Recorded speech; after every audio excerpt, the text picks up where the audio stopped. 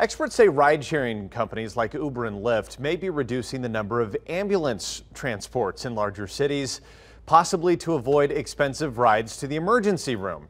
Paul Nelson joins us live in the studio after talking to REMSA officials. And Paul, it doesn't look like that's the case in northern Nevada.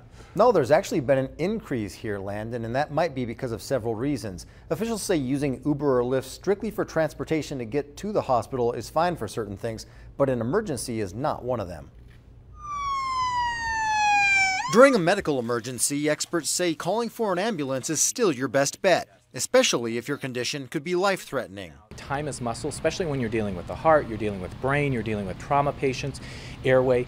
All the while, when you're in the back of an ambulance, skilled people are providing care. But experts say some people are opting to use ride-sharing companies during an emergency. A 2017 study by the University of Kansas shows a 7% decrease in ambulance rides per capita in larger cities.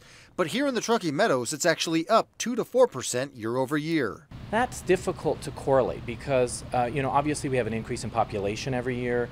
We are seeing a different demographic in patients that are utilizing 911 and emergency services. Hines says rideshare platforms are convenient but not always appropriate, especially during an emergency. In a statement, an Uber official said, quote, "We're grateful our service has helped people get to where they're going when they need it the most. However, it's important to note that Uber is not a substitute for law enforcement or medical professionals.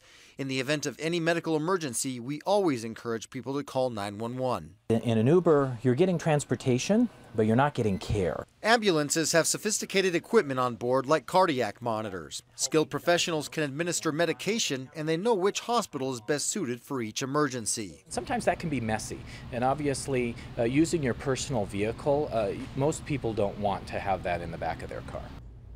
Hines says people are under duress during an emergency and sometimes don't know how serious their condition is. And since Uber drivers aren't trained, it can put them in a stressful situation too.